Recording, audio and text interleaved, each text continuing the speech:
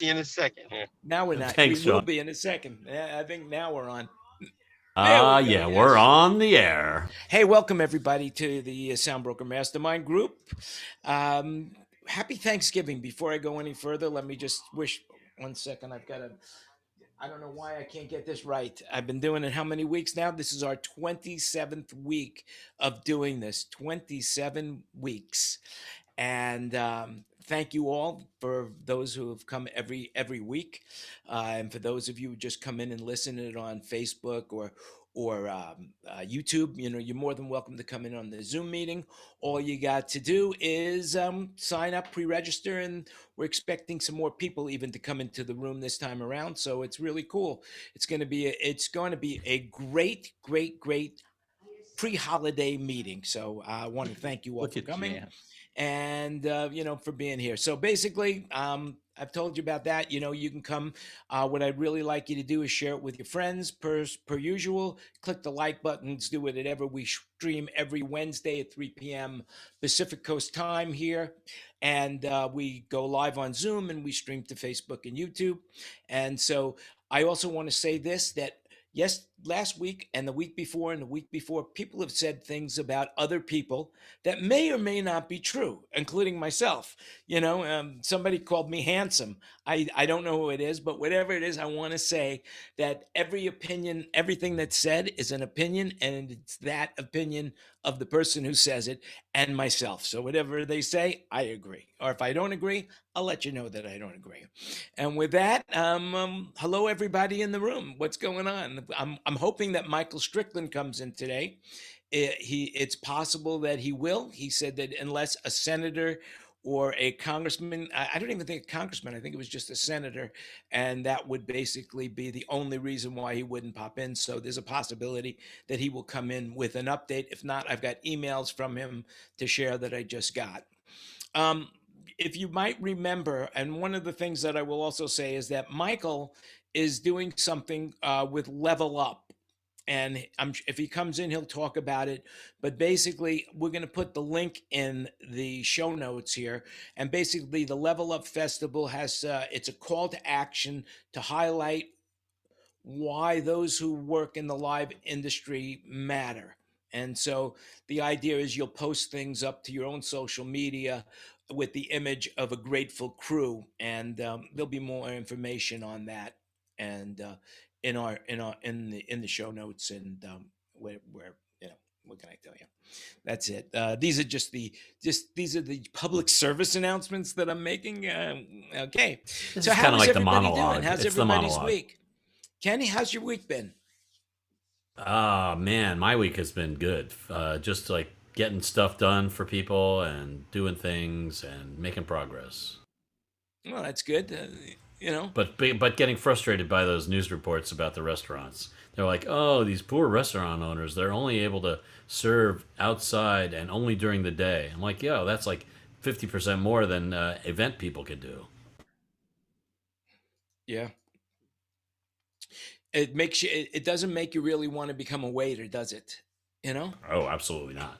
But I mean, I don't get me wrong; they have it pretty bad. But the news media is not bringing any attention at all to the entire event industry, which is pretty massive in this country, and they're just kind of just sidelining it, probably because they equate events with entertainment, with leisure time activities, as opposed to eating, which is a necessary thing to do. So I don't know. It's frustrating. Yeah, I think that I would agree with Manilow when he says he writes the songs that make the whole world sing. And in reality, right now, we make the production that makes it possible for him to be heard by the world singing. And I think that's important. I think that's just, I mean, today I got a call from somebody who was supposed to come in, but he had to take his father to the hospital. I don't know about you guys, but I am hearing more and more about personal people that I know that are coming down with COVID here in Las Vegas. I think the rate now is 16%. Is that right, Mike Brown? 16%. People who are blind cannot see what you're saying right now. the ADP, and we've got Brian Scott in the room And right now. there's let's Coordinator. everybody all rise. Michael Strickland is in the room. All rise. Hey, Michael's in the The room. honorable Michael Strickland. Thank you for Hey, joining us, everybody. Michael. I was just talking about your Level Up program, and I was saying that when you came in, I got 3 emails from you that I was going to read, but fortunately, you're in the room now, so I don't have to read them. So that's Dan, really cool. is that the Byron Scott that played for the Lakers? No ball. So, Michael, how are you? Absolutely wonderful. How about all of you gentlemen? We're hanging in, hanging in. You look good. There is a rumor that you're going to be running for office now, so I guess Oh, you're wearing the right clothes. no, not at all. To bring you all up to speed, I sent out an email. I don't know if you've read it or not, but not the first one was the level up thing, and the second one was sort of a recap of where we are since Thursday. Several senators and representatives have been reaching out to me. There's been some kind of a weird shift, and I've gotten connected to some new senators that I wasn't talking to before. And the odd thing, since Thursday, there's been a shift in that I've got senators that have said, okay, we'll push and support restart, but here's what I need from you. I need you to get a Democratic senator if they're a Republican, or a Republican senator if they're Democrat, to vote for such and such a bill. So I now find myself in the middle of brokering votes. And just like they do, I think we all know that they do that. They get together and say, I'll support your bill if you'll support my bill. But That's got to be a way of life for them, right? Yeah. 3 different senators told me they'll support restart if I can get an opposite vote on a bill. So that's an odd situation to be in. But holistically, there's since Friday morning, there seems to be a renewed interest in a holistic fix. I think they've all gotten to the point that they realize that the carve-outs and the focused fixes don't sell, and they've also gotten the votes that they needed to, the election's over. So now they're kind of pivoting back to a holistic fix, which for us is positive. The truth of the matter is that I think the best thing we can hope to achieve between now and the end of the year is another round of PPP and PUA as well. I think the bigger fix of a restart style program will occur January, February. You're going to get some new documents next week from me. I have got a 1-page sheet to send to you to use to all of your legislators that really puts it all in one page of where we are and what we need. It's an overview. The appetite for them to make small business whole is there. They understand, the ones that I speak directly to, that the live event business is the only business 100% captive. And I feel better than I have in about 5 weeks with them coming toward me. But again, I think getting PPP and PUA between now and Christmas is really all we can help for. Now, having said that, when you get these documents on Monday and some other things on Monday, we're not going to give up, because we've got to keep pressing the restart asks, because we want to keep the restart on the forefront of their mind. And let me remind you, they only deal with the legislation in front of them, and that's Heroes, Heroes 2, Heals, Heals 2, and Restart. And buried in Heroes 2 is Save Our Stages and the restaurant bill. So those are the things that they're dealing with, and they just are kind of mix and matching.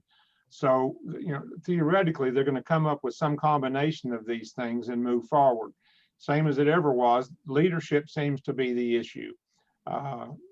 Both sides do or don't want the win to be on the other party's side of the table.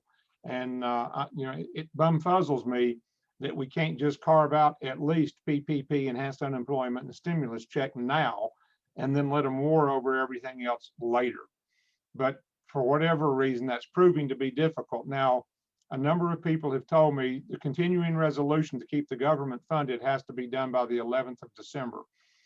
number of people have told me that what probably will happen is when they vote on the 11th, they'll also vote on some form of relief. You know, and I'm staying out of the conversations about other things, healthcare, schools, all that. You know, my prayer is that they do narrow it down to PPP and enhanced unemployment, and perhaps the stimulus check, because those are three things that they do all agree on. And you know, that's kind of my prayer, is that they separate that and get it run through with the continuing resolution. I've had a lot of conversation now for 2 weeks about repurposing the $597 billion that's still stuck in the failed Main Street lending. And there's been a lot of motion toward, yeah, we could use that for small business. And bear in mind, there is still 134 billion stuck in PPP. So you've got 134 billion plus nearly 600. So you've got $795 billion that's already been appropriated. It's already sitting there. So it's not new funding. My prayer to them, and this is what you will get Monday, is that they take 300 billion of the 6 and slide that over for small business plus the 155 PPP. And again, this isn't just focused to live events, because you do have failing restaurants. You do that industry is not failing as a whole, because many of us know the people that have mastered takeout and delivery and all that are killing it. You know, Chick-fil-A is killing it. You know, there are sectors that are doing extraordinarily well, but there are failing restaurants, there are failing gyms, there are failing hair salons, but unlike us, they haven't been shuttered for 9 months. You know, they've been on and off and on and off. The next big step, and it's what I've been working on, and you've heard me talk about it, is getting Bennett and Young to change the loss income trigger to 50% or greater, and to change the size of the firm from 5,000 to 500. They've agreed unofficially to do that. I'm now trying to bring pressure upon them from other senators and other representatives to do that. And I'm going to work between now and the end of the year to get them to do that, because I've already got people like Pat Toomey from Pennsylvania and Joe Manchin from West Virginia and others who are not sponsors, but they told me, if you get those numbers changed, I'm on board. So that's the, you know, the behind the scenes thing. And that's one of the things that you're going to be asked to go to your legislators and urge them to urge Young and Bennett to change those thresholds. And again, because I know everybody on here is just as tired as can be of emailing and doing whatever it is you're doing, I'm going to remind you, every day their staff member gives them a spreadsheet. And it's how many people called about global warming, and how many people called about save the whales, and how many people called about the price of tea in China. We want to be on the top of that list.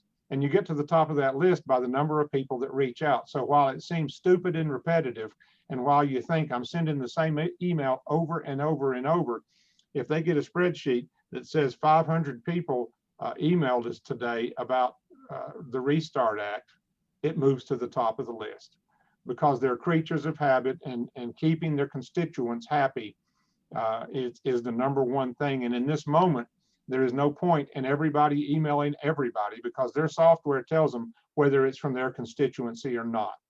So their software tells them we had, 500 constituents concerned about Restart. So on this play, it will be vital that you stick within your senators and or your representatives so that the data set is meaningful. And again, this is going to require constant emails to them. And I'm trying to work with NAM to get it set up so you can go do that single click thing, and just go in every day and do the single click thing, and it'll send it through every day. So that's where it is on the vaccine front. If you read my last email, last two, the CDC and the FDA are going to approve both the Moderna and the Pfizer solution on either the 9th or the 10th. They both asked last week. I just got off of another call. People are confused. The vaccines are already distributed. University of Tennessee was involved with Federal Express and DHL, and UPS. The vaccines are already distributed. They're all across America. There's roughly 100 million doses scattered around America. So the vaccines can be given starting, it's either the 9th or the 10th. I'm unclear which date they're going to do it. But here's the good news. Starting Monday morning, the most at risk being the frontline healthcare workers will be getting shots across America if they sign a release.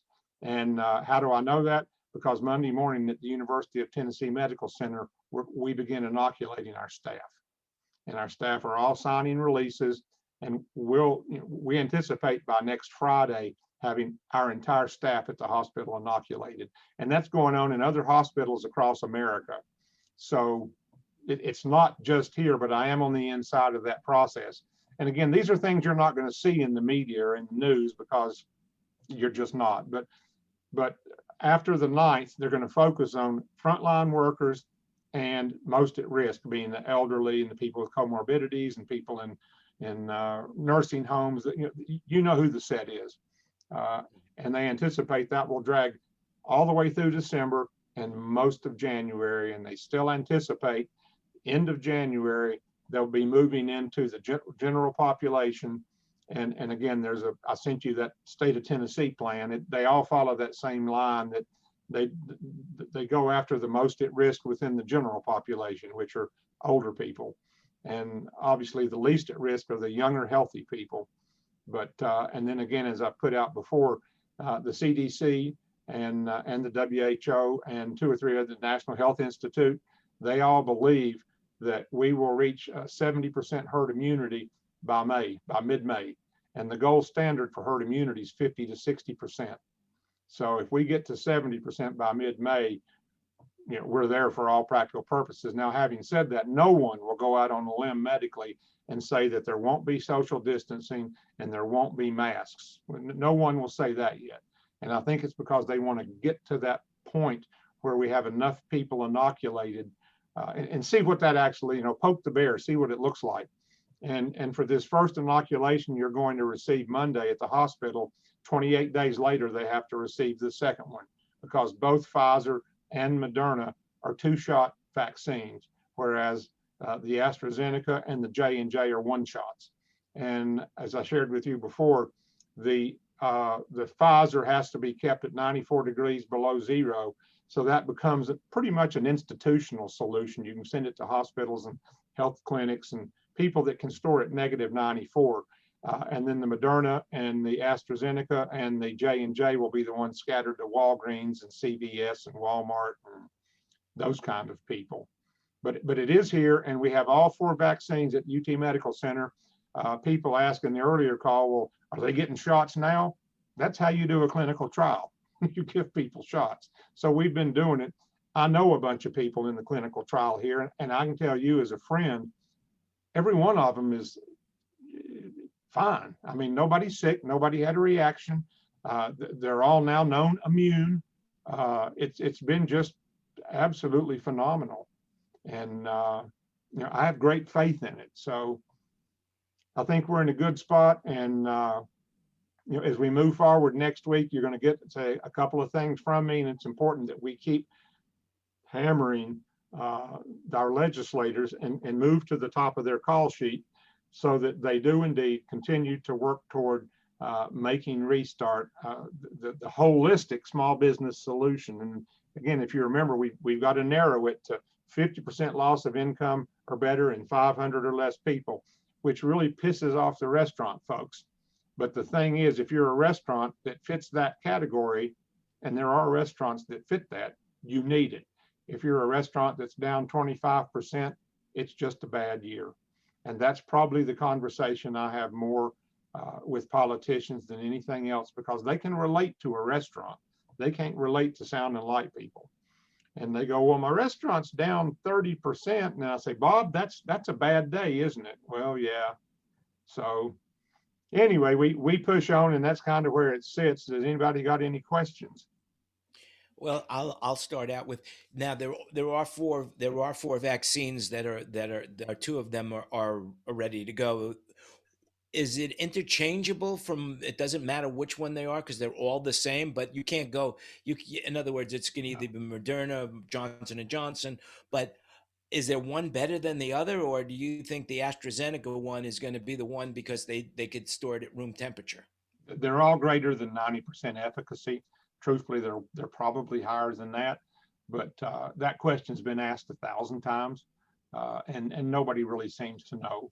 That they do all have, they are all touting undercover that they should last a year, and that is what a flu shot lasts. And for those people that want to know absolutely positively 100% that I'll take this shot and we're going to wipe out COVID-19. Mankind's wiped out smallpox. That's it. It's the only virus we haven't really, I mean, it's still around in trace levels, but we haven't wiped out the flu or the bird flu or swine flu or the Asian flu or any of those other, they're out there. So to have an expectation that we're going to totally obliterate and get rid of COVID-19 is just not the case. And there's two reasons that they were able to do this vaccine at warp speed. I don't think I've shared this. SARS was out, the SARS outbreak 4, 5, 6 years ago. It also is a coronavirus. They're both, a coronavirus is a thing that looks like that ball with the pokey outy things, looks like a World War II landmine. There's 10,000 coronaviruses. There's a huge number. The coronaviruses, all of them are what you call orphan diseases, and orphan diseases have orphan drugs or don't. And it's just like there's other afflictions that affect mankind, but there's no money in it. There's people that have a particular disease, SIDS, sudden infant death. Nobody wants to spend any money on that because so few kids die of SIDS. So the entire family of coronaviruses has sat untended to because it never did anything to man. The SARS outbreak 4, 5, 6 years ago, it came and went, didn't it? It didn't kill lots of people. But the reason we have this vaccine is there's no money in it, but for the last however many years, the medical community has been in their spare time poking around with the coronavirus. So several years worth of dinking with the coronavirus got them to, for lack of a better word, a genomal cause, which allows you to come up with a genomal cure. And they were, they had made 3/4 of the journey over the last few years, just poking around. The second part is the US government literally threw billions of dollars at it. So all the work that had been done since SARS first hit over here, coupled with billions of dollars, is what's gotten us across the finish line. Had the first SARS outbreak several years ago not hit, we wouldn't be having this conversation right now. Hey, Michael, this is Tom Source. Hi, it's a little bit of a stretch, but I'm fascinated by the mRNA process. I read a book about a year ago that talked about that approach to developing treatments in the future because it's at a genetic mitochondrial level. Yep. And so is there, in your interactions with the hospital, is anybody discussing that as a future process for other things? Yeah. For lots of other things. Yeah, I think so too. I'm very excited about that. I'm very excited about that. Well, cancer, the big thing Exactly. is cancer. Yep. Because both the Pfizer and the Moderna are the mRNA based, and it basically goes in and tells the cell structure what to do. Yeah, it's turning a switch on and off at a DNA level. It's amazing. Correct. Yeah, it's Correct. amazing. And right now there's teams of people that you don't hear about working on this as a cancer thing, because if they can find the genomal cause of a particular cancer and then put in whatever it is they need to put in via the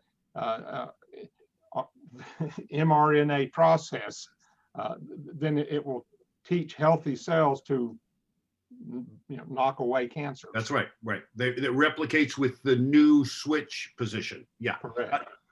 Thank you for that. I'm just fascinated by it. I think it's an amazing breakthrough for us. And we're actually doing that at the medical center in the Cancer Institute. We've got that parallel, but you're the first person that's ever brought that up. Well, I suffer from an autoimmune disorder, and so cell T therapy is where I'm falling in. It's the same sort of similar format as CELT. Yeah. There's a whole lot of potential uses for this, this methodology. So, Michael, that you mentioned the 2 doses about what did you say, 28 days apart or 8 something? days apart. Right. So, what's the status of the individual that got the first shot and hasn't had the second shot yet? Are they susceptible to the virus at that point? They're still legally or medically considered at risk. And in fact, they're working on this, but the threshold to being considered not at risk is somewhere between 7 and 28 days after the second shot, yet to be determined. There you go. There we go. Now, I know they have a data set we haven't seen. We know that. We know they know, but again, they don't want to say that yet. And what about, I've heard that this virus mutated to different strains, I think they call it. Are these vaccines covering all the strains that have been available so far? Thus far, the one thing does all. And again, if you go back to the pandemic of 1918, and you can Google this, the doctors up till today say it's not a matter. We never did anything about the flu of 1918. It finally mutated to a non-lethal form. And they've been waiting since 1919 for it to mutate back to the 1918 form.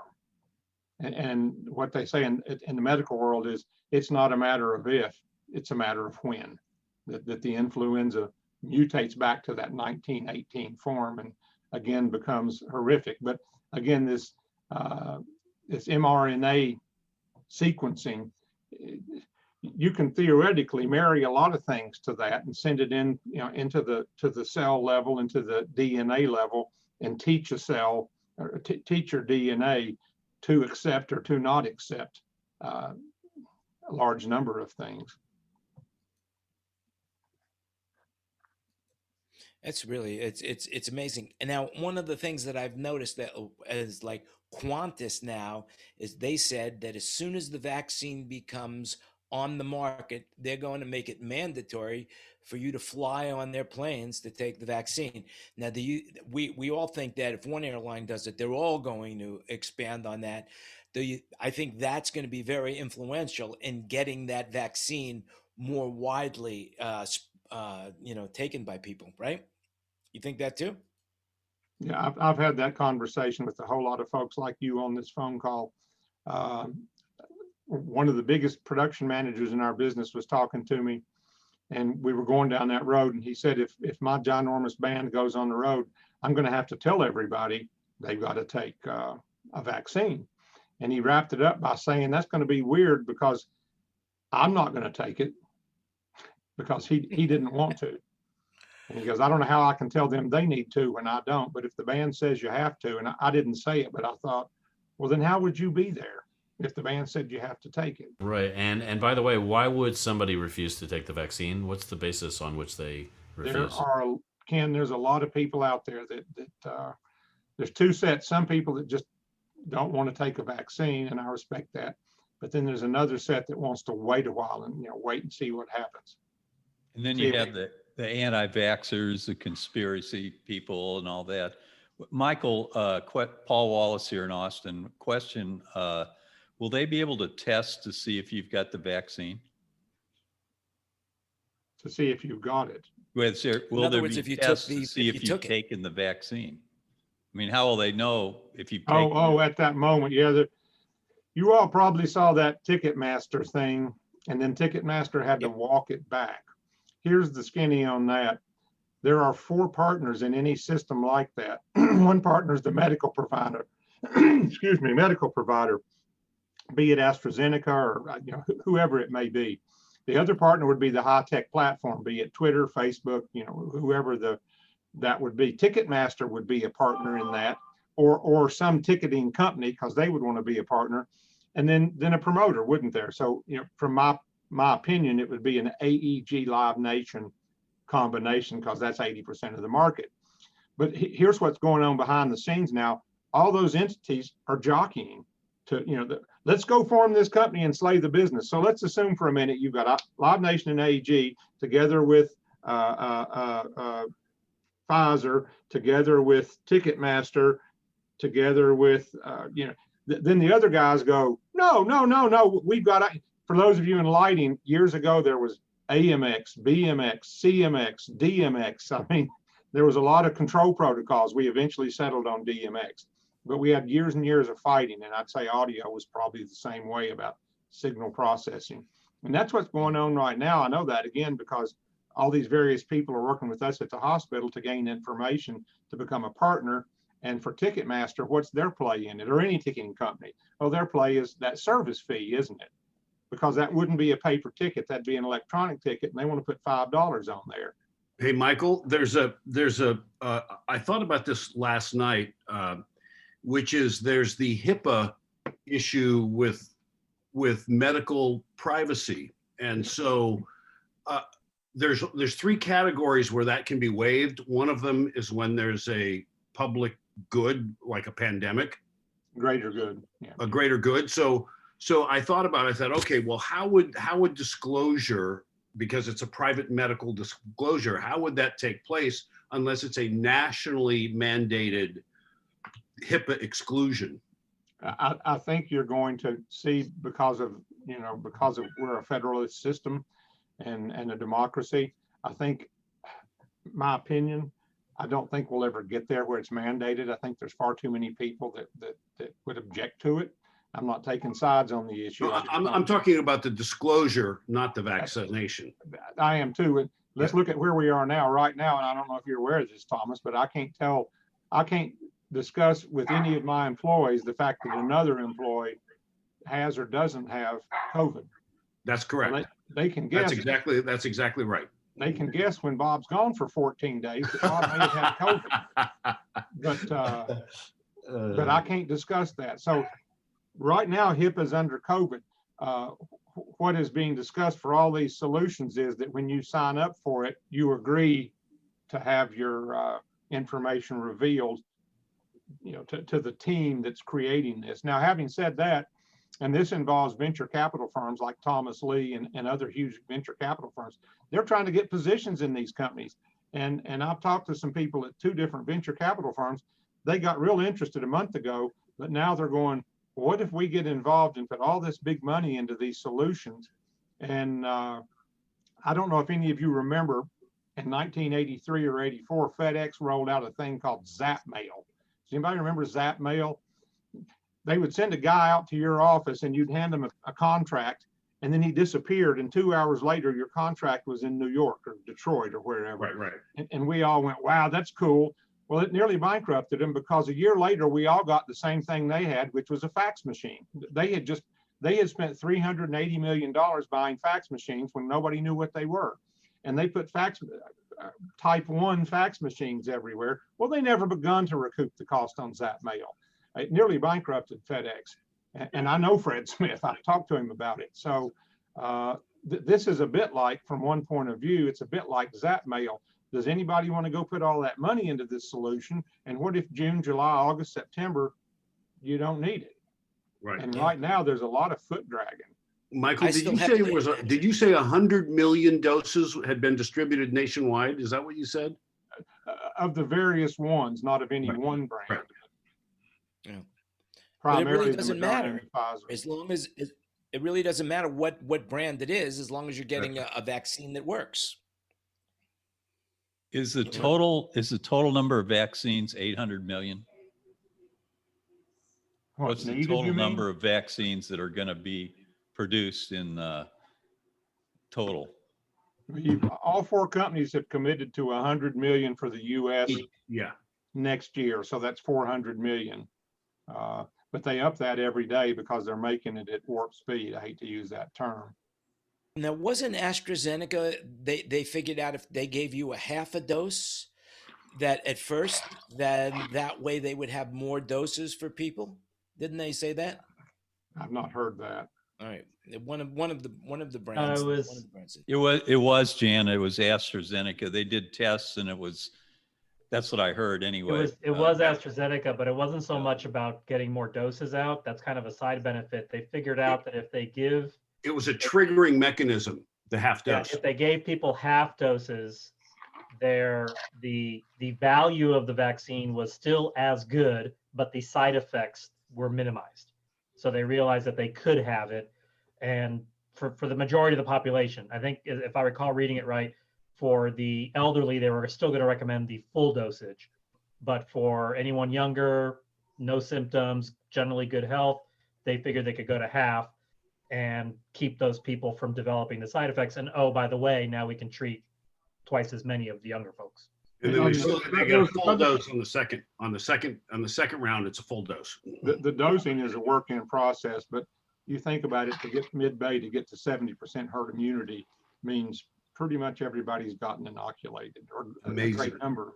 Yes. Well, 50 to 60% is the gold standard for herd immunity. The Michael, AstraZeneca thing is the second dose made the efficacy go from 74 to over 90%. Correct. When the first dose was a half, the second dose was much more. It worked much better. Full dose. That was what they really explained it as when I heard it. Now, Michael, from the tests that are going on in the hospital, in Tennessee hospital like that, so I saw an article about not the overall residual effect, but the immediate effect when you get a shot in your arm. Is that causing fever? Is that causing anything immediately, or is Fever. Some people is there any experience effect fever, from their getting the vaccine? sore arm, and in some cases a slight headache, all very temporary and all dissipates very quickly. Okay. And that's been our experience here, and we're told that's been the experience across the spectrum. Now, Michael, we had Marty Hom on a couple of weeks ago, and he was talking about instant testing at the venues. And I know He's that right involved in now the endeavor. United Airlines is doing instant Yeah. testing. How is He's involved have in you that. gotten any information on how that's going to interface with the vaccine?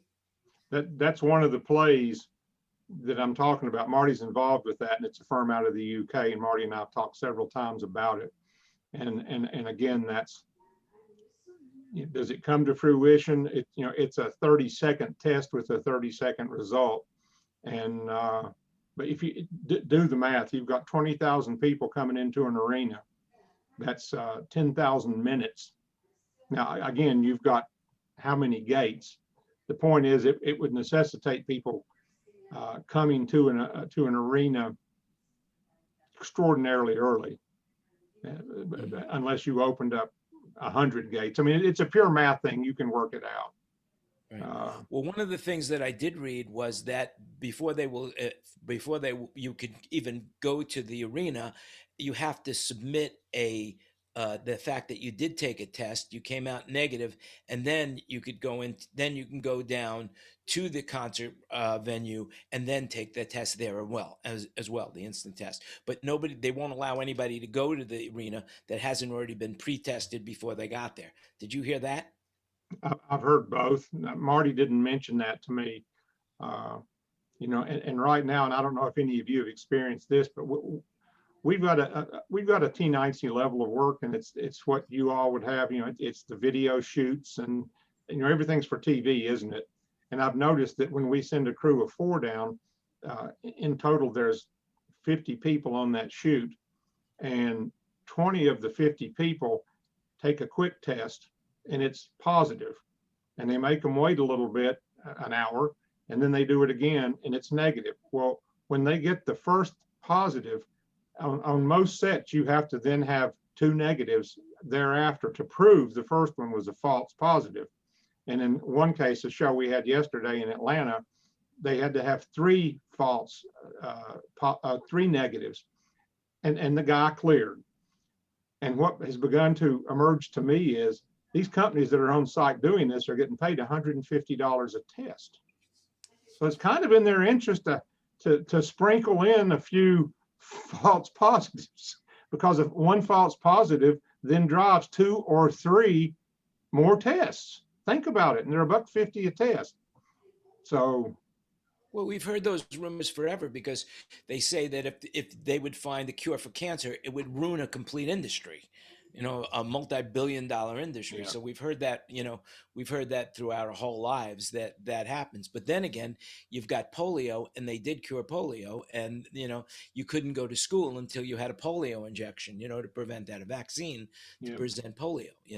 And Jan, to what you were saying about airlines and what Thomas was saying about privacy rights, this is where it'll probably get really interesting. The US government will say, hey, the vaccine's free. To secure your reservation to get the vaccine, please download this app. This app will also serve as your proof that you got the vaccine, or that you're in the process of getting the vaccine if you're getting the 2-shot version. And then a bunch of companies, private industry, will come forward and say, hey, if you can prove you've gotten the vaccine, you can fly on our airline, you can eat in our restaurant, you can attend our concert, you can come into our state with no quarantine.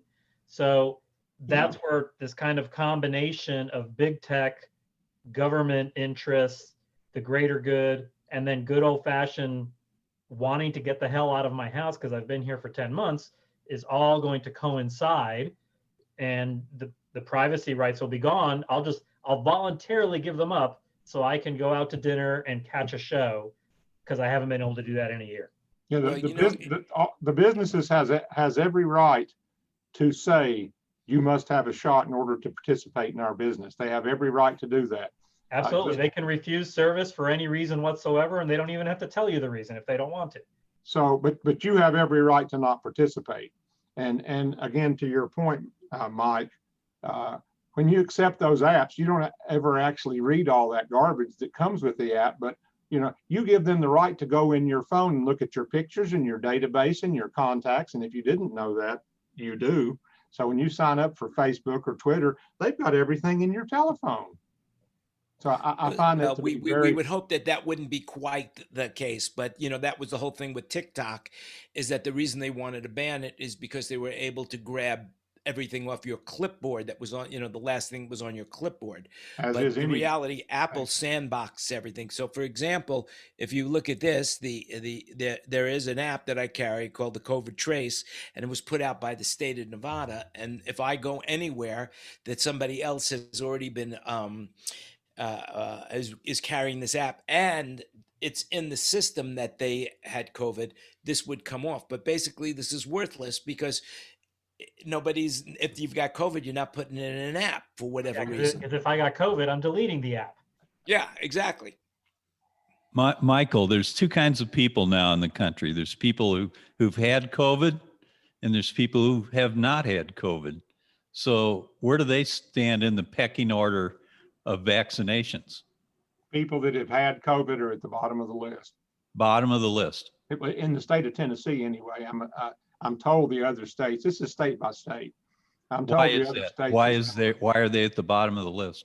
Because they've had COVID and theoretically have an immunity.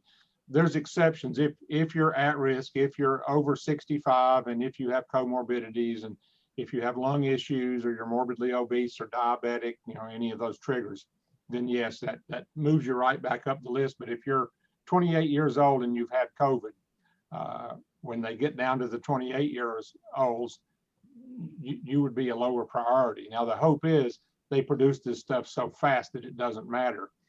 And there is a theory that they're going to roll all of this out, and demand will not, supply will far outstrip demand.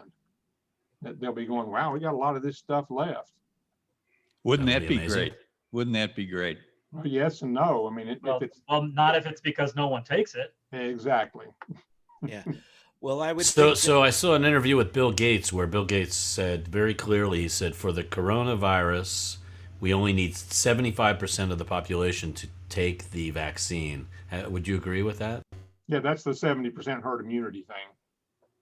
So I guess maybe you could explain this to me. If I take the vaccine and then I'm out in the public and I'm doing somewhat, I'm wearing a mask. Let's say I don't, let's say I'm not that big on social distancing at the time. Doesn't that protect me from getting it? Yes, but one thing they haven't figured out yet, and this is really down in the trenches, they're 95% certain that it'll keep you from catching COVID. They don't quite know yet, and this is going to take 2 or 3 months whether you can still transmit it. In other words, you could be a carrier. There's a set of people that have HIV, but it never becomes AIDS. What's his name? The basketball player, Magic Johnson. He has HIV, but he doesn't have AIDS because he's a carrier, but he doesn't actually have AIDS. So they don't quite know yet whether or not you'll be transmissive when you are inoculated, and they're working on that now. Mm-hmm. Well, that's a good point. Which could be why we might still be masked up in May and June. Yeah, right now the challenge here in the state of Nevada right now is we're like almost 17%. Michael? What's the word I'm looking for? Positivity rate.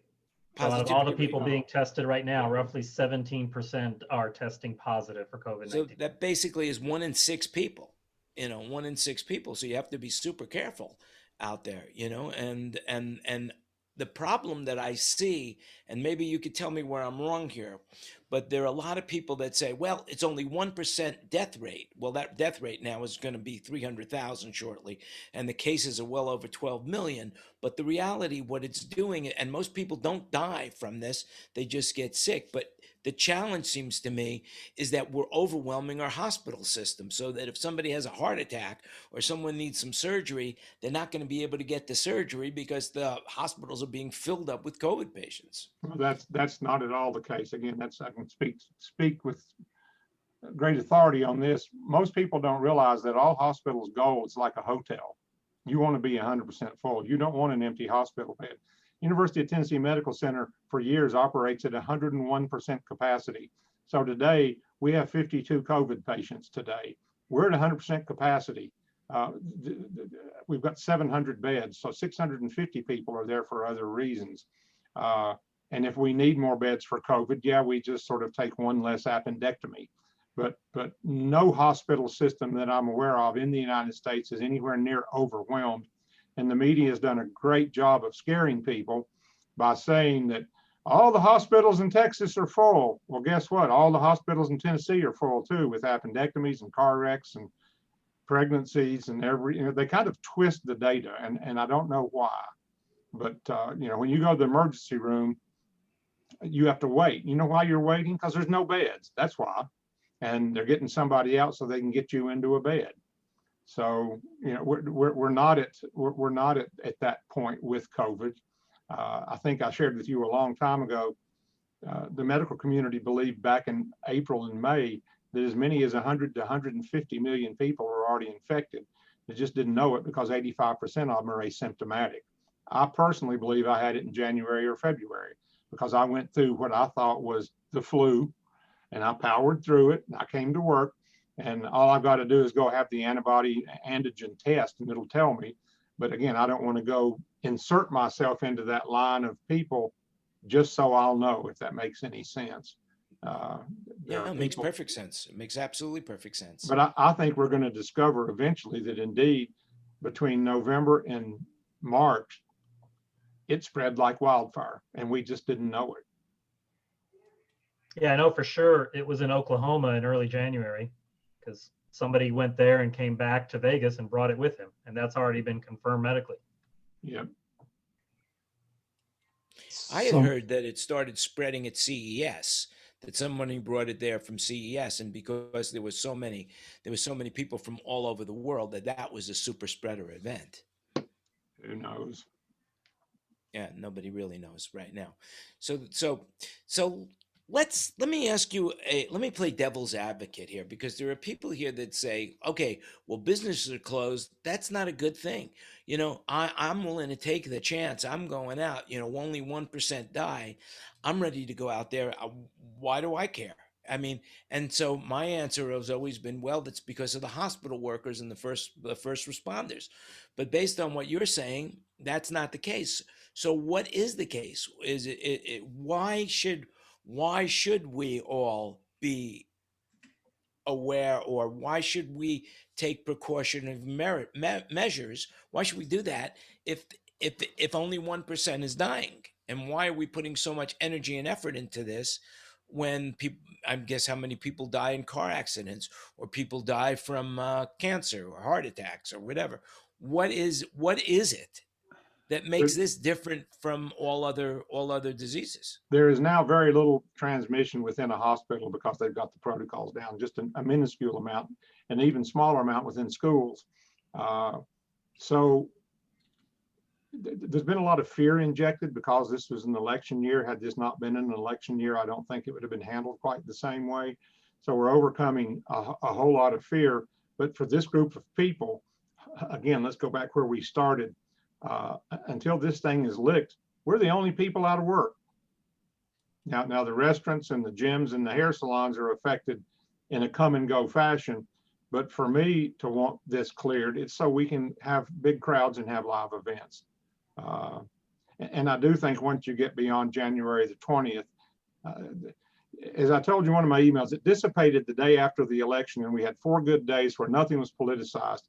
Then all of a sudden, Georgia became up in the air, and the president refused to concede. And all of a sudden, the political winds started blowing again. And I think those political winds are going to blow certainly until after the January 5th Georgia election, and probably until either the president concedes or the inauguration on January 20th. After that, all the political stuff's clearly in the rearview mirror. Yeah.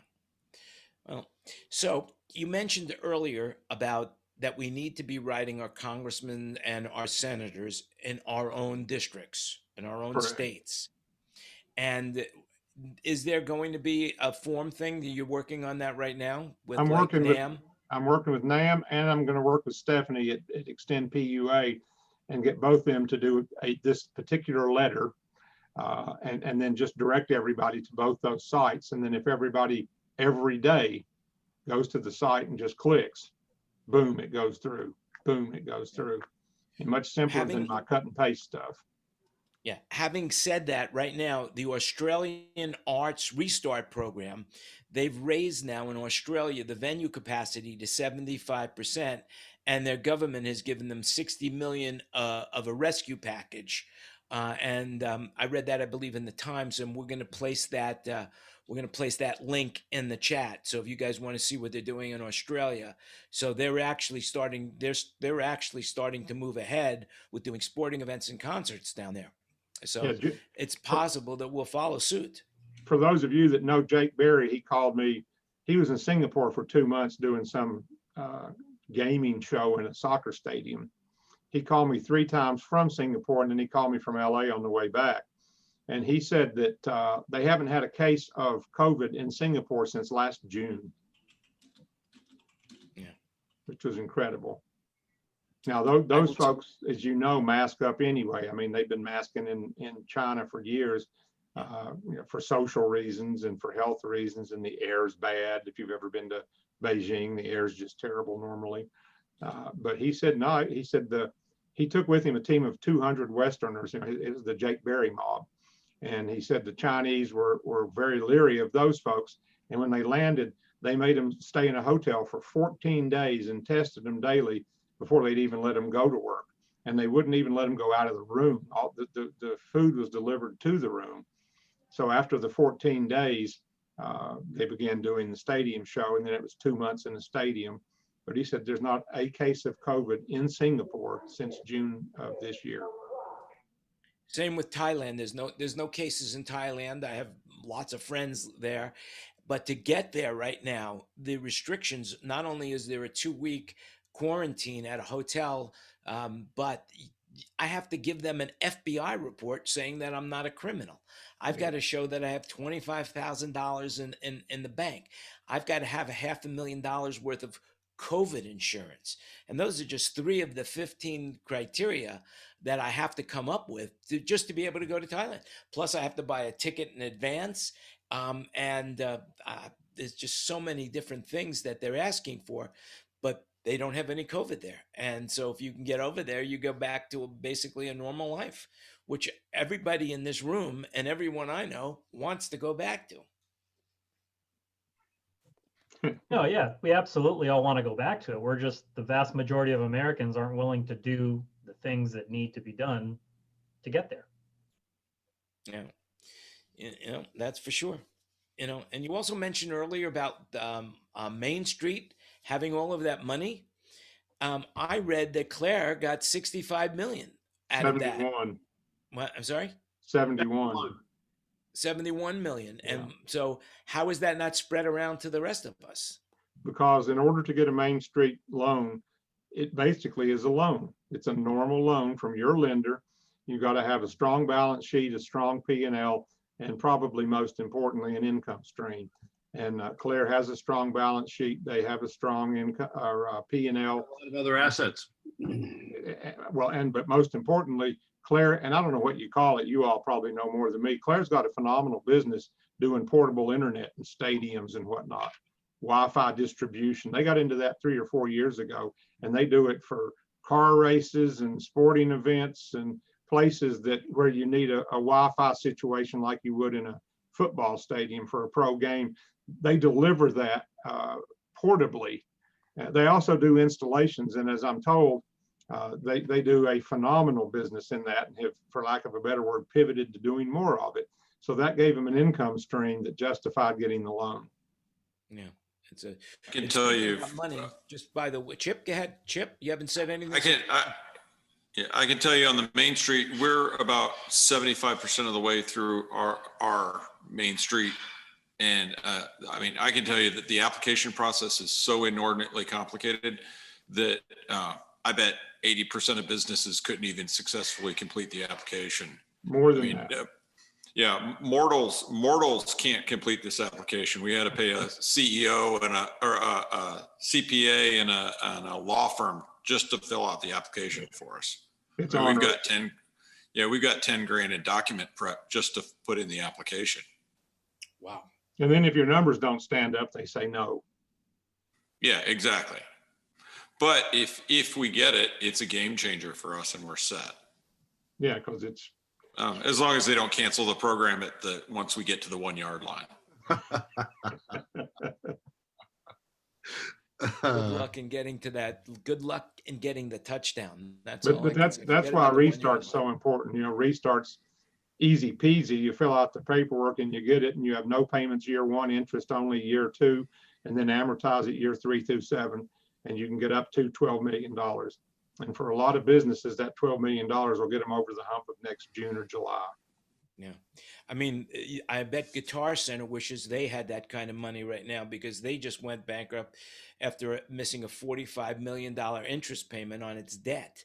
And so they went into Chapter 11, and they're struggling to get back. But I'm not so sure. GC's been planning that bankruptcy for 2 years. Ever since Bain Capital, Mitt Romney's firm, sold them. That's been in the works, and this was just a perfect excuse. It gave them all sorts of leverage they didn't have before. Yeah, it seems like they have $1.3 billion in debt right now, Guitar Center.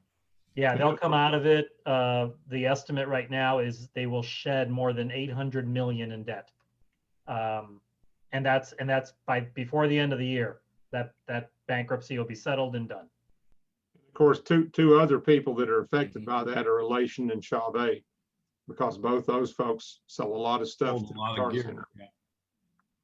Right, but a lot of those creditors probably remember what happened back in the early 2000s when Mars tried to do Chapter 11, and Harman said no, and I think it was Yamaha said no. Mars just said, okay, Chapter 7 then. Have a nice day. Yeah.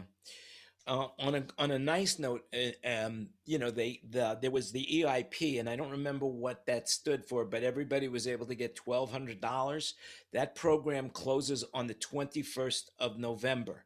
So if you know anybody that hasn't gotten the $1,200 and wants to get it, they need to file by the 21st, and we'll put the link in the chat as well. Wait, the 21st of November has already come and gone. Are you sure you don't mean the 31st? I guess I maybe you mean the 31st? I just saw the article. I guess it was sitting in my email for a while. Okay, then.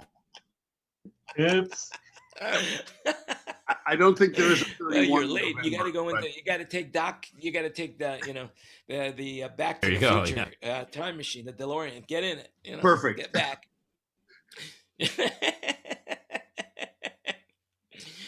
Also, another bit of news is that they were going to do the Ninja Athletes Association here, and basically they had to cancel that. They just canceled it. They canceled it a few times and rescheduled it, and now with what's going on here in Las Vegas, they had to cancel it completely. So that's something that's also it's just there's some. The good news is Australia. There, if we were there, we would have money and we would be able to we'd be able to keep going through it and keep working but I really believe that right now we all got to stick together, and there is some bright sides to here. I mean, one of the things I mentioned it earlier before you came on, Michael, was about your level up thing. Could you tell people about that? There's an event scheduled in Nashville, December the 16th at the Ryman Auditorium. Eileen Velos from PRG has sort of been heading that up with a team of other great people. And they've got a number of artists, both live and on tape. And they're going to do, I think, a 2.5, 3 hour event that's going to be streamed to raise awareness and to raise money. And that was the thing that was sent out today to get people to do some social media posting and whatnot. And again, this will be an event. It'll raise some money, but more than anything, raise awareness. And it's bringing the artist in to work with the industry to raise the awareness. I do not know who the artists are. I haven't asked Eileen. She hasn't rolled it out yet because they want to get all the contracts signed and the legal stuff done. But she should be revealing the artist they've got any day. And I truly don't know who it is. Well, it's a good thing. Anything that we could do, the restart, the light up, the live events that we all put the red lights on our building at that time. But the question is how do we get to these senators? Because they're really holding everything up. How do we get to? I mean, how did you get Marsha Blackburn to go on the floor of the Senate and talk about our situation? I begged for 5 months. I've known her since 45 years. She's a friend, as is Lamar. And I just constantly harangued her and begged. And I kept saying, you've got to go speak on the floor. And I tried to get her to do some Zooms, and I tried to get her to more overtly be the guy. But and she spoke about us other places. But the thing about politicians is they carry, they carry 5, 6, 8, 10 bills at a time, and they don't want to be seen preferring one bill over the other. Yeah. Well, Michael, question for you right before you came on. Ken Newman was talking a little bit about restaurants and the attention that they're getting at the moment. And he had a theory that it was partly because live entertainment to a lot of people sounds like a leisure activity. It's not a necessity like eating is. But I also wonder, is it just because the restaurant industry is better organized? They have better lobbyists. They have more voices on the floor. 3 things. And I've said this before, Mike. Number 1, they understand restaurants. They don't understand us. Number 2, restaurants have tremendous lobby. And number 3, restaurants have PACs. I have had multiple senators and House members tell me, you do not give me any money. You are in the back of the line. And that's why holistically, if you remember, I've been talking about us getting together a ginormous organization like the airline organization and let all these other little organizations sit under it, but have that, let's call it the Live Event Association, have it sit up under NAM. And then when we need something, NAM will lobby on our behalf because they are respected on the Hill. Whatever you think of it, the NAM name means something. No other name in our industry really means anything. So, but that's a year-long play, Mike. We've got to all come together and get together and agree that we're going to let this umbrella organization that perhaps sits under NAM be our lobbying arm, and then we've got to go to work and set up a PAC. And what that means is people like me are going to have to write checks and put money into a PAC. So we've got a war chest so that the next time something happens, we're covered. But if you think about it, it's not just sound and lights and buses and trucks and all of that. You're moving into manufacturers. You know, you're moving into instrument manufacturers, and I mean, it's a bunch of folks and venues and managers and agents and artists. So I think we can, within a year, build a pretty sizable organization and get some PAC money, but it'll just sit there dormant until we need something. Well, One and thing, to your point, you mentioned NAM, I think in the very first time you joined us, you mentioned joining NAM, and I went ahead and did, and then I reached out to you and you connected me with some folks from NAM. And they reached out to me, and I was a little surprised because we set up a Zoom, and there were 8 of them on the call wanting to ask me questions about my particular, piece of the pie. Like, how does the install industry work? Who are the types of people we should be talking to? How much money do you think is in that industry? How many people work in that industry? How much weight does it have? They were asking a lot of very pointed questions about how do we leverage those numbers? I mean, we were on a good hour and a half, and they couldn't stop asking questions. I finally had to cut the meeting short. I had somewhere to be, but so I would encourage everyone else, please join NAM, make your voice known, and let's grow that lobbying / PAC effort. I put that ball down months ago because the building of NAM, I don't have the time to do that, but I've got a team of people already put together to do that. It's been put together for 3 months now. And once we get beyond the relief part, then we're going to move into building that NAM community. I talk to Joe Lamont, the head of NAM, every 2 weeks at least, and I email with him every 3 days, as well as other members of the team. So I'm in constant communication with NAM, and they're doing things on our behalf that you all don't know about. But we'll begin building that, February or March, and that's when I'll be reaching out to a whole host of people and explaining why we need to do it and what it needs to look like. But that's a long-term build. And in between now and the NAM build is something that I've not mentioned.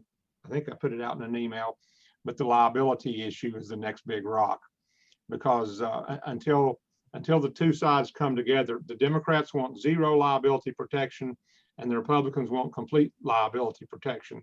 So that's the next big rock, but I'm not going to confuse that with funding, because right now it would do us no good to lose money and go out of business because we were busy arguing about liability. So we're going to argue about money and then arguing about liability for events that aren't even happening. Exactly. Yeah.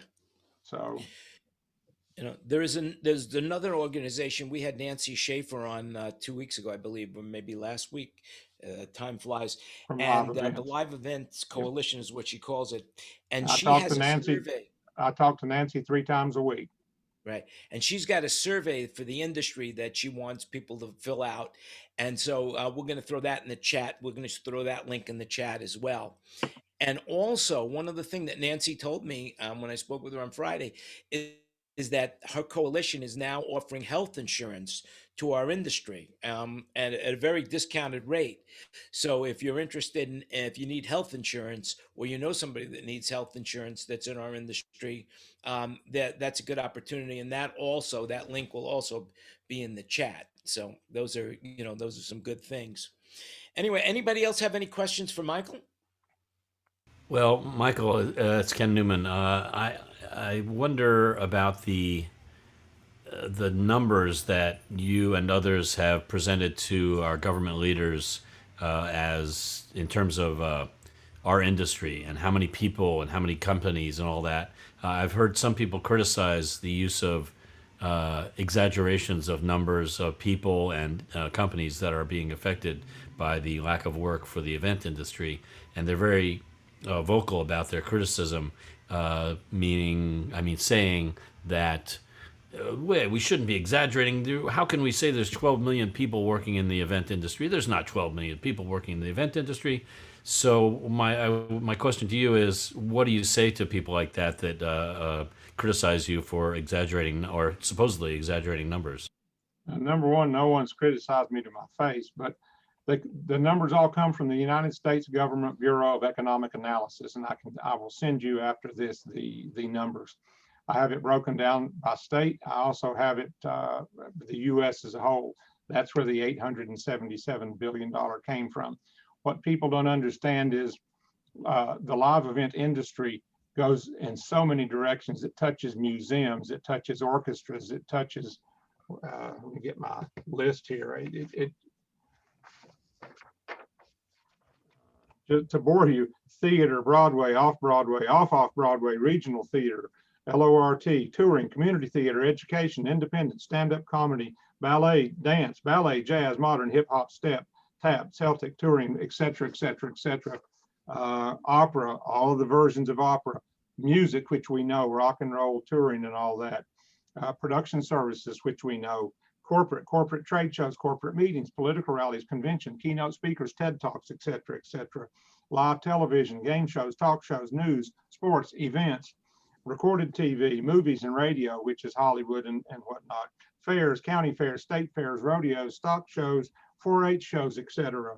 Themed attractions, amusement parks, haunted houses, corn mazes, family fun centers, escape rooms, experiences, museums of all natures, types and sorts, venues of all nature, types and sorts, and finally business services, including management firms, booking agencies, promoters, business managers, labor services, and all types of other industries.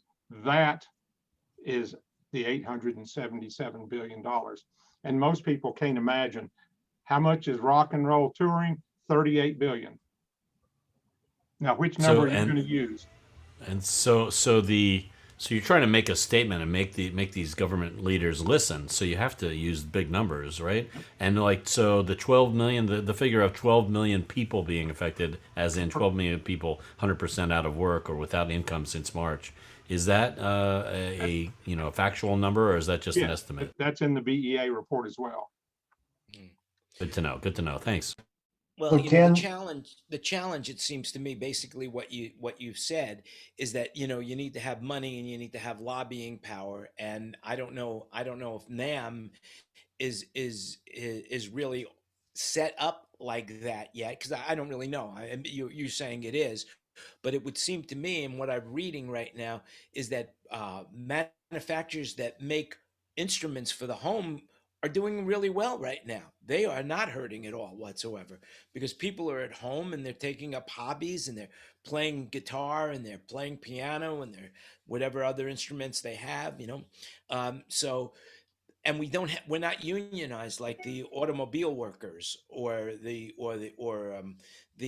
housekeeping here in Las Vegas, that big union, the SUI, the teachers unions. So we really are at a disadvantage in that respect. But I don't think that our industry is ready to be unionized, because I see what happened with IATSE, how the musicians union, how they've lost so much power over the years. How do you figure that we can get more influential and when we reach our congressmen and senators? So can I step in here, Jan? Because yeah, sure. I have and Michael might know this or know where I'm heading with this, but I have a rare disease. And there's less than 40,000 people in the United States have my rare disease. When I go to my senator and talk to him about a rare disease legislation, getting money put aside and stuff for that, when I tell him my rare disease, he says, well, how many people have it in the state of North Carolina? Well, less than 800 people in North Carolina. Well, I can't deal with you. But I belong to a group called the Rare Disease Legislative Action Group, which takes 17,000 rare diseases and puts us all under one umbrella. Now, when I go in to ask him for legislation or money or to support a certain bill, I can tell him 1 out of every 10 constituents has a rare disease. So now I've got 10% of his population. Now he's listening to me. So when we pull this 12 million together under this whole great big, if we're just talking about audio companies and audio producers, they're not going to listen to us. There's not enough people there. But if we pull the full 12 million under the hat and under the umbrella, and then go to him and say, well, now I got to start paying attention because now I got a bunch of people not working.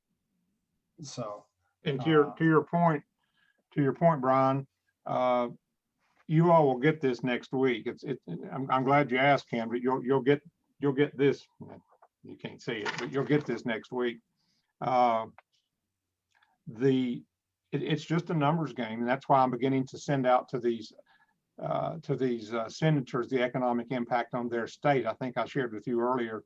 I just sent a bunch of people in Texas the impact there. Out of that 877 billion, 238 billion comes out of Texas, California, New York, Texas. Oddly, Illinois is huge. Tennessee's only 14.2 billion. And I would have thought with Nashville it would have been much larger, but showing the politicians the economic impact, and to your point, Brian, the numbers, it's just a numbers game. And so for us, the 12 million people extends in a lot of directions, but you've got to realize the museums are shut too. You know, all these weird things that I read to you on the list, they're shut because they have to have a crowd.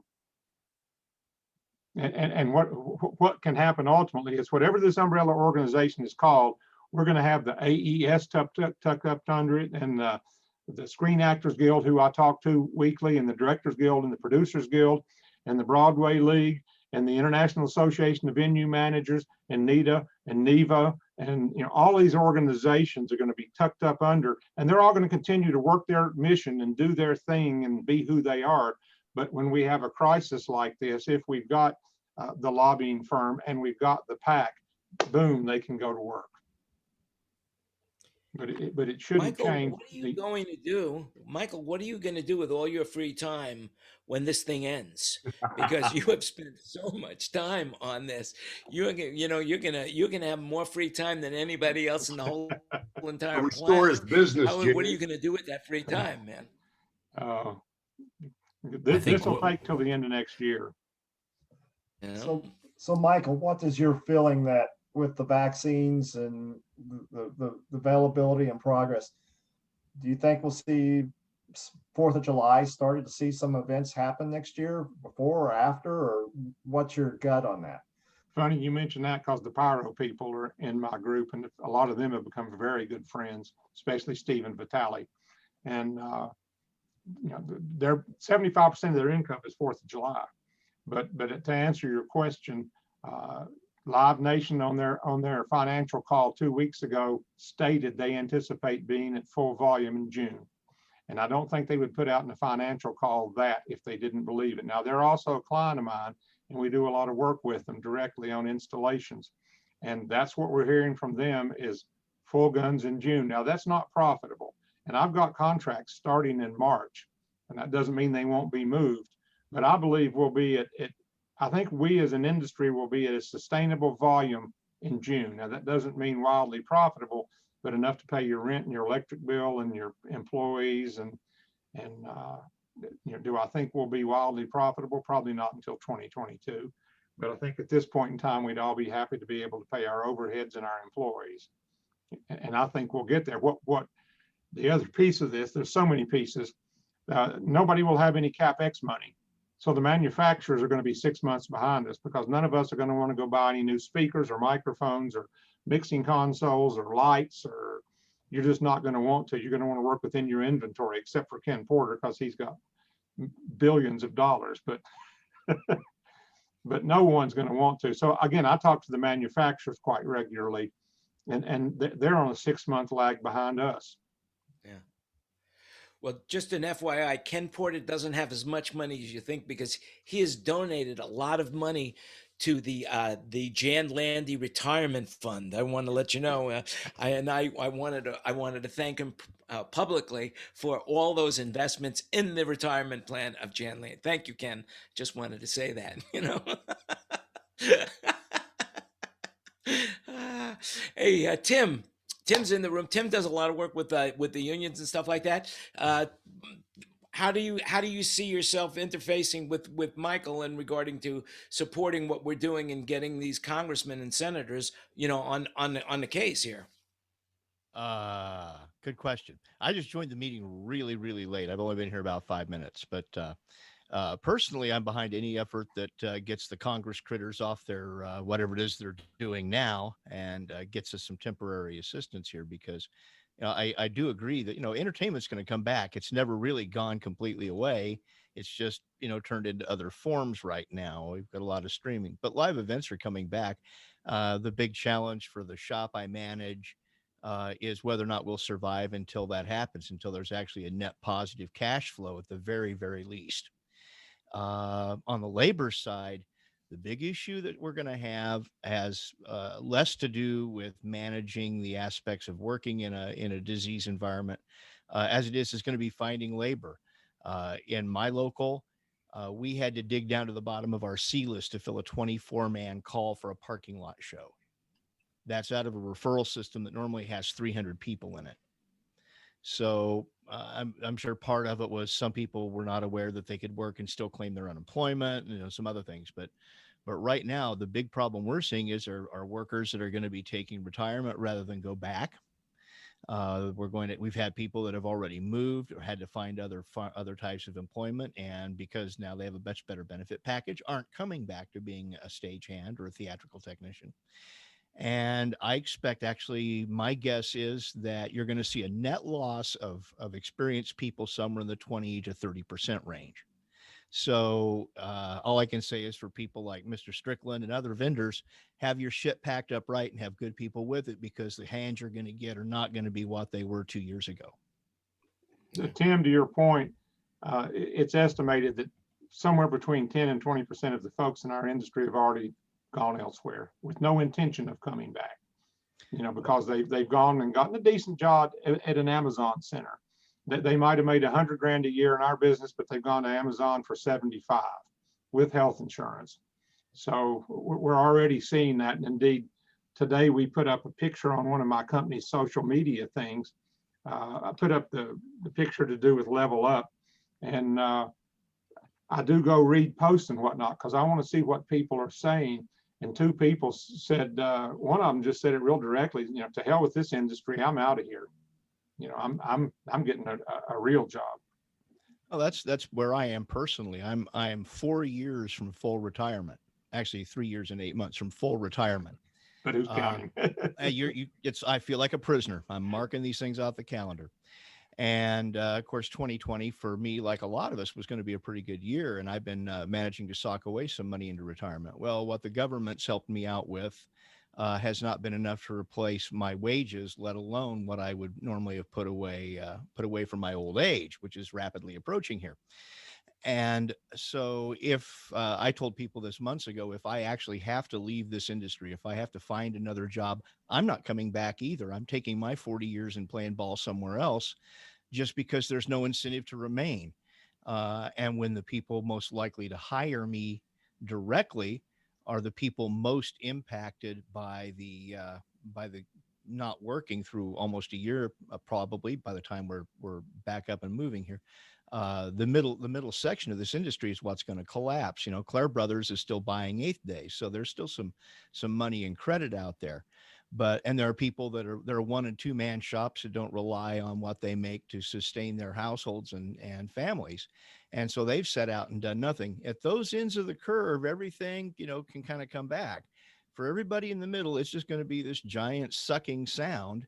And I feel for anybody that's got equipment that's pledged as collateral right now, because the factors are coming in January and they're going to reevaluate your collateral. So, these are still not healthy times.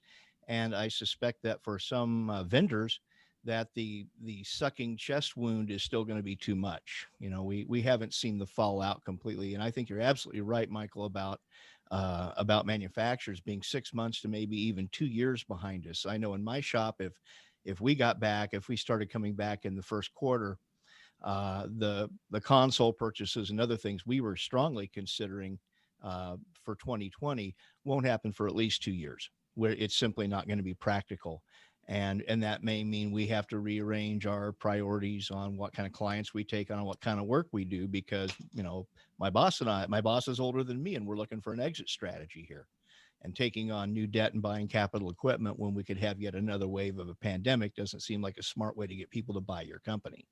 So, that's kind of my take on it. Thanks, Jan. Tim, quick question for you, Tim. Don't if you're in the union, don't you have a pension to look forward to? And wouldn't the pension, the looking forward to the pension, keep you as a member of that union? No, that's the quick answer.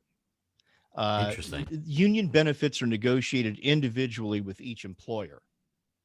So if you're a member of Local One working on Broadway, you've got a pretty good package. On the other hand, my local just negotiated a contract with SMG that finally gets a 3% contribution to retirement, to the International Annuity Fund. And the good news about that is that workers who make shit money and don't work nearly enough hours in my geographic area will now be able to self-contribute some of their hard-earned money back into their pension plan, into their annuity. But until employer contributions make at least 3% contribution, employees can't self-contribute. So the quick answer is no. There's no cushion there. That's not automatic. Interesting. So you don't have a pension to look forward to speak of. Nothing that would keep you working in this business. Fuck no. Oh wow. Okay. Yeah. But Tim, I agree with everything you said, except one thing. You said you wouldn't want to reinvest and make the financial moves in case there's another pandemic. I would leave off in case there's another pandemic. I have spoken to a number of owners that are 60 and over. They're saying just what you said. Hey, I'm 62. I think I'm just going to cash it in, because why do I want to spend another $2, $3, $4, $5 million that I'm going to have to borrow to get my company through next year, to then be a year older, and then I'll never recoup it, and it's time to retire. And I'm hearing that a lot. I mean, a lot from big companies. If I had somebody who would write me a check for 30% of book value of my boss's assets, I'd hand him the keys and the check and say, retire now. Exactly. That's exactly where it's at. Well, you know Morris, right? You know Morris, and I mean, look, he just sold his building. Ken Porter was told me that, and now look where they are. They have the ability to stay in business if they want, but they're not. Because they folded. Dale's 85 years old, and Kenny Chesney didn't work this year, and he announced he's not working next year, and Dale just decided, 2 years of no income, it's time to retire. Yeah. I don't know if you knew that or not, Ken, but he basically said he's tired of bleeding. He's trying to stop the bleeding. And then when Chesney comes back, if they want to do it again, they'll start back up if they want to. But that'll be May 2022.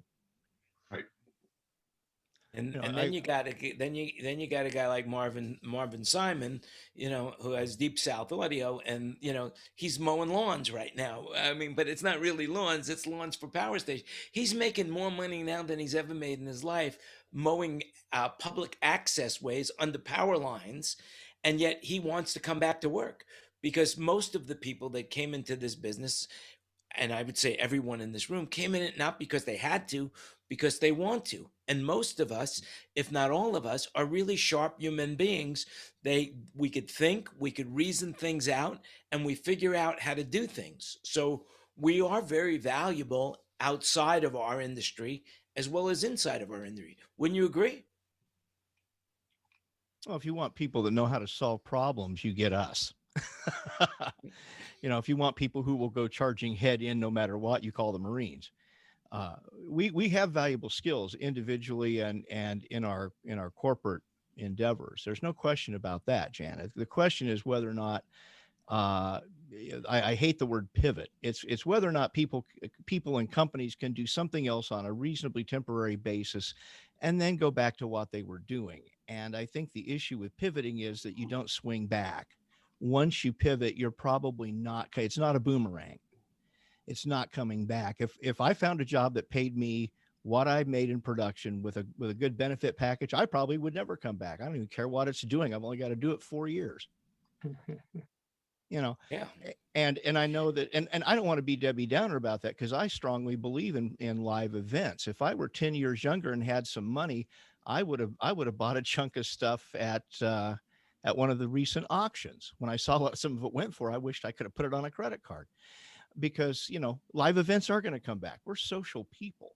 It's a matter of when the talent is ready to do it, when promoters are ready to come up with reasonable insurance and financial requirements that encumber others. And Live Nation, I'm looking at you. And then, because there's segments of the audiences that are plenty ready. to come back. We saw what happened in Sturgis. They'll show up. On the other hand, I've got a friend in Seattle that says, I'll go back to work in the industry when I can go to a Seattle Symphony concert without a mask. So, you have those two extremes. I think there's work out there. I think that, the sooner we can get a pandemic under a reasonable amount of control, the sooner we all will be working. It's a question of how many of us can make it and how many of us can remain in the industry when that happens. And I'm hopeful. I see 3 vaccines. There's better treatment coming. There's a lot of reasons to be positive about the mid and long term. What's still not very positive, I know Michael and others have worked tirelessly on this, is try to get some midterm relief. And for those people who have been able to move into installs and do streaming and find other ways to service their existing or new clients, man, you guys rock. And I'm proud of every one of you. Unfortunately, that's not a possibility for some of us. And, and I'm in part of that group. So I'm not going to sit here and have a pity party. I think you all have done a great job. I hope you all continue to succeed.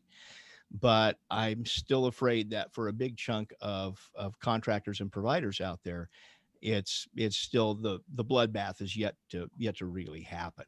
And like I say, I'm just hoping that we can all hold out and, instead of winding up 6 feet under in the business, we wind up with a little bloodletting and, can still go on. But, and right now, like I say, long term, I feel very hopeful for that. Near term, I'm looking at a positive testing rate in my community of 27%. 3 weeks ago, I was laughing at Wisconsin for that. Now I'm not laughing. And Jan, my boss, he's in the hospital currently with his second COVID infection. Second? He's not on a ventilator yet. Yeah, second. He first got it in June and had flu-like symptoms. And now his wife and his mom are also in the hospital. Wow. So, that's why I'm in no hurry to run back into the burning house, as Steve Edelman keeps saying. And I think, Tim, you've kind of highlighted, and Michael can probably speak to this a little bit. One of the challenges is there is a lot of reasons to be hopeful and perhaps even a bit positive. Looks like by end of the year 4 vaccines. There's 2 treatments coming that both seem to have some promise for those who do get it, being able to be treated and being able to walk away from it relatively unscathed.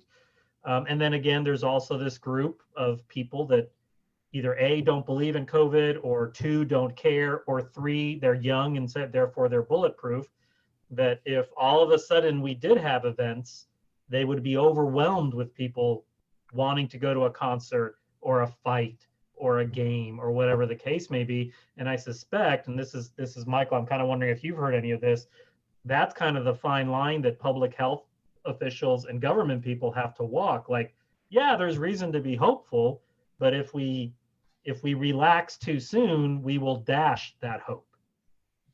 You move squarely into the legislative arena, and only God knows where that's going to end up. I mean nothing by that other than as we move forward in time.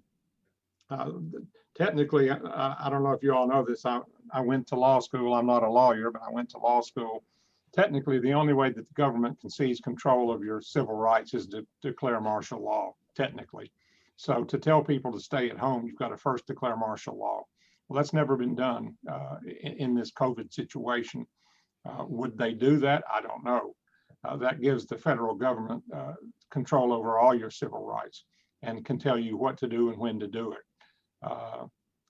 I don't think we're going to get there, but you've seen through the last 9 months, mayors and governors have gone unchallenged with edicts and orders. And for the most part, we've tended to abide by them. But I'm not going to begin to try to guess what the future looks like because it's just a guess. Yeah, well, I guess if, as Marty, Kenny, you were quoting Marty Harm. What did Marty Harm say the other day? If anybody tells you they know when we're going to get back to work, they're lying. Yep. So that's about the size of it.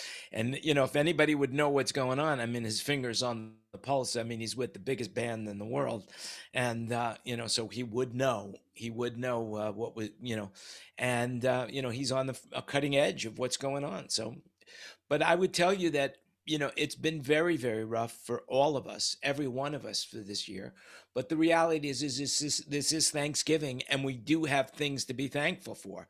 And I'm very thankful for Michael and all of the work that you've done, Michael Strickland, Thank you. assist all of us peons, I guess. It's to say the least, in Mortals, mere what mortals. you have done, and you're unrelentless, and you're just your amazing ability to coordinate so much for our industry and for everybody. So I want to thank you for that. I'm very thankful for that.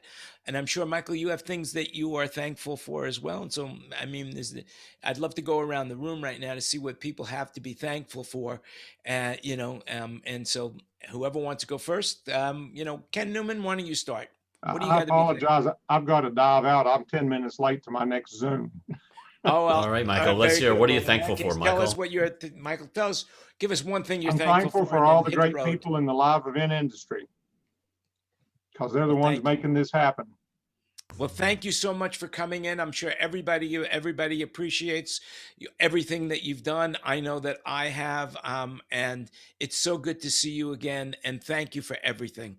And be safe, be healthy, and have a very happy and a healthy Thanksgiving. And when you leave this room, you can be sure we'll all be talking about you. Okay? Thank you all and have a great Thanksgiving. Great Bye-bye. presentation, Ken. Thanks. Michael, I mean, great presentation. All Thank you, right, Paul. thanks. So anyway, Ken Newman, tell me something you got to be thankful for. I'm thankful for money. Money is a great fucking tool, man. No, I'm sorry, that's a private joke, but no, I'm thankful that I'm healthy and I'm not feeling suicidal like a lot of people. There's a lot of people that are really down in the dumps, and it's really hurting them mentally. This whole COVID thing, and I feel like I'm not feeling that bad mentally. So I'm thankful that that's the case with me. And I'm thankful for my girlfriend that I live with, and people around me that are supporting me, and people call me on the phone to make sure I'm okay. There's a lot to be thankful for, even though things are fucked up. Yeah, well, that's good. Mike Brown, you're next on because I'm looking at the people on my view. So Mike Brown, tell me, what do you have to be thankful for this year? I actually was thinking about this earlier today. And yes, our business is down at this point about 85%. That's probably looks like where we'll end up for the year, about 85% down. But I'm healthy. I haven't missed any meals. My daughter's healthy. The mortgage is paid. And I got a little bit of money in the bank still. So, all in all, I'm better off than probably 99% of the people in the world. The Viome thing is looking really good on you, by the way. Yep. Viome did its part, and I'm slowly losing weight. Was never my goal, but I'm just happy that I'm sleeping better. And then as a side effect, I'm losing weight, which I don't totally understand, but that's okay. Good. Paul Wallace, what do you have to be thankful for? Well, the rental Other business than I've let you in the group. Other than that, what else? Well, I'm very thankful for that, Jan, of course. But the rental business is good. I got got some land out in the country. My condo's paid for. I've got trailers and RVs and a big house that I've got cut up into rooms that I'm renting. So that's a steady income. And I got a great wife who cooks all the time. I go swimming every day, and mostly I'm just healthy, and I haven't gotten sick with COVID. I'm very thankful for that. And I've gone from 230 pounds down to 204, but I have a feeling tomorrow I'm going to put on a pound or two. That's good. And so Ken Porter, you're next. Should we organize a search party, help him find all the weight he's lost? Trying to give you new material, Jan. Thank you. Yeah, because he lost his wallet when he was in London. That's why he lost all those pounds, right? But seriously, what do you have to be thankful for? You must have some things to be thankful for. Well, just that all the daughters are coming over tomorrow and cooking for me, and we're all fine. Well, Carrying on, figuring out what to do next.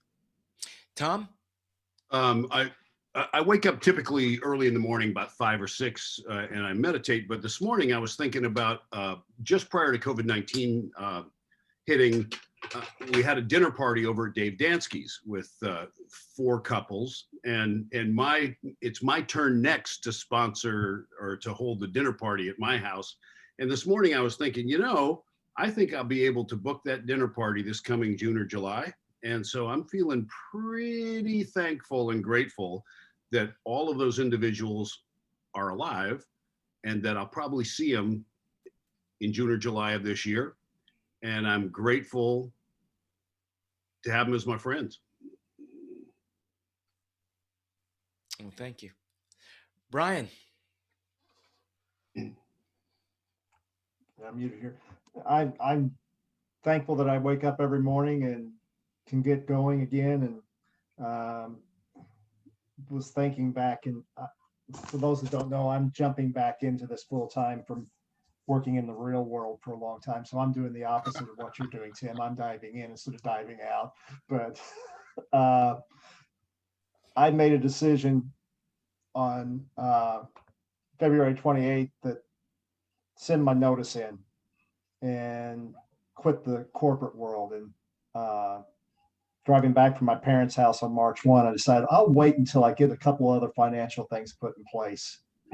And that was when the NBA shut down. And so I still had a paycheck, although be it not a full paycheck all summer long, but I still had a paycheck coming in while I'm buying other gear and sending too much money in Jan's direction, contributing to his retirement fund. But it's been a good year. This has been a group of people to be hanging out with and finding, and I just enjoy the conversation every Wednesday evening.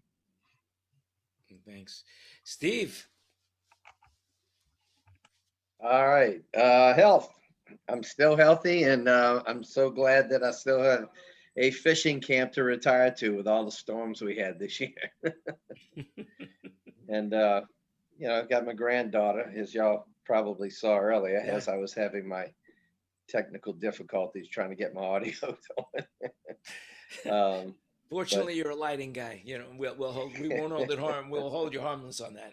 Yeah. And you've got a great hat collection. Oh, that's just part of it. But other than that, health, having family around, and I'm doing the cooking. So we'll be eating real well tomorrow. That's good. Are you going to have gumbo? What are you making? Actually, melatonin and shrimp. He's from Louisiana, by the way. He's from New Orleans, in case you didn't know. Yeah, that, and I make a spinach and artichoke dip too. So those are what I'm making. We've got the turkey and ham through the Honey Bake Ham Company. They saved the hardest thing. Very nice. Tim, yeah. tell us what you're thankful for. Pardon me while I look surprised here. Hey, I'm absolutely thankful that all of my problems are first world problems. There are 2 kinds of problems you can have: the kind that can be fixed with money and the kind you can't. May all your problems be the first kind. Very nice. Thank you. Chris? Oh, I'm thankful that I'm employed in November of 2020. Managed to make it through. Thankful for my wife, who puts up with me being at home, where last year I was gone 3 weeks out of the month. She's been putting up with me every day out of the month. And thankful that I've kept my health, kept my health through all this. I've got a 20-year-old daughter that lives at home that may or may not take all the precautions, and we've managed to stay healthy through all of it. So I'm thankful. I'm happy that you're here. Sean. Hey, Jan. The gentleman that just said, have the problems that money can solve. I am lucky. Most of my challenges this year have been financial. I was fortunate to be in a good place getting into this year. So I'm going to survive. I walk my kids to school every morning. They're 4. Their school is open. I am home for dinner every night. Sarah and I were talking about the fact that if COVID hadn't hit, I probably would have been gone half the year on gigs and missed the most important years of my kids' lives. While we've been on the phone call, I put this little Christmas tree up So this entire phone call, I've been putting this tree together and enjoying the conversation, but I'm trying to get in the holiday spirits. There are years that I don't ever even put a Christmas tree up because I'm too busy, and it's not even Thanksgiving yet. And well, there it is. And to Tom, I went to a 50th birthday party over the weekend in Catalina. 20 people all COVID tested and stayed in different accommodations. But on Saturday night, a friend of mine was raving about this amazing book he had picked up called Lifespan. And I literally pulled it out of my backpack because I bought it after you told us to get the book. And I literally held it up. You mean this book? And it was pretty funny because most of the people had never heard of it. And it was cool. So Tom, thank you for that tip. And you're welcome. And that's where the research for mRNA development came from. Cool. Yeah, he said you look at age like a disease. You can cure it, so to speak. So that's cool. And hey, you guys, I haven't made all the meetings, but meeting once a week and just talking about this stuff, it's humbling. It makes me feel like I'm not alone. The reason I was in my car earlier was I just started trying therapy. And, of course, we're recording this on, anyone could watch this, but I almost told the guy today, I said, I've gotten more out of the Wednesday 3 o'clock calls than I'm getting out of your 2 o'clock Wednesdays. And he's $220. And that's not cheap. And I was like, I'd rather hang out with these guys at 3 than you at 2. Since you get 25, you can keep the tending. Yeah. So I'm going to owe you guys some money. I'll be sending all of you Venmo $10 each today for the therapy. Well, thanks. Just put it to that Jan Lane, the retirement fund. Absolutely. All right. Thanks, guys. Gabe, you're next.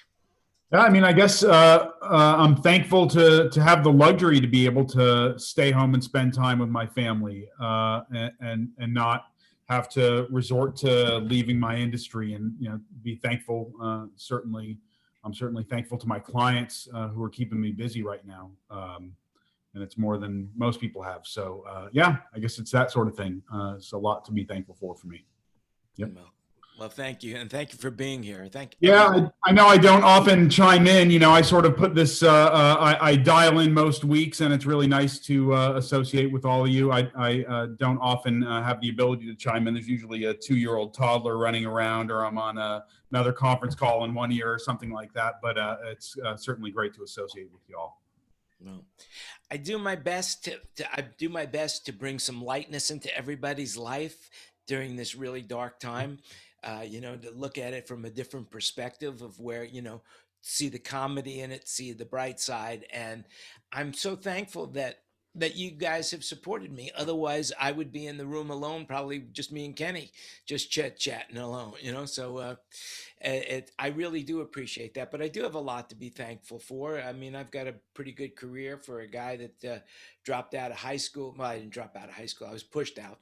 I was pushed out of high school, hardly got to college. I spent 5 years at 15 different colleges, and all I got was W's on my scorecard there, withdrawals. I'm enjoying what I do.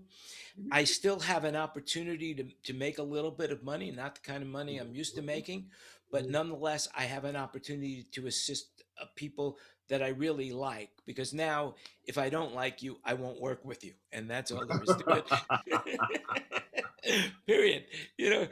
Today some guy called me and he says, well, I'd like to, and I just got a bad vibe. I said, you should try eBay. I think eBay is just right where you want to be. You don't want to be with us, eBay, it's $100, you'd be saving a lot of money going on eBay, so that's basically the story. I'm sticking to it, and I'm thankful that I still have my health, and that I have a lot of experiences, and I have a lot of good friends and acquaintances. And that's a lot to be thankful for. And I'm also thankful that I'm not going to be eating a Swanson TV dinner tomorrow. I don't know what I'm going to be eating, but it ain't going to be Swanson, that's for sure. Not that there's anything wrong with Swanson TV dinners, except for the salt. But other than that, That's all right. That's all right. Well, anyway, I want to thank you all for coming. Remember, if you like what we're doing, click the like button, share it with your friends. And now, for those people that are watching on YouTube and Facebook, I'm going to say goodbye. You're going to miss the best part of what's going on, and before what you've seen. If you were only here before we went live, you would be here. That's for sure. So 73, 6-2 and even. Make sure that you have a really happy and a healthy and a safe holiday. And one more thing I'll say is you make it happen. So share the program, and thanks for watching. And with that, we'll go off the air and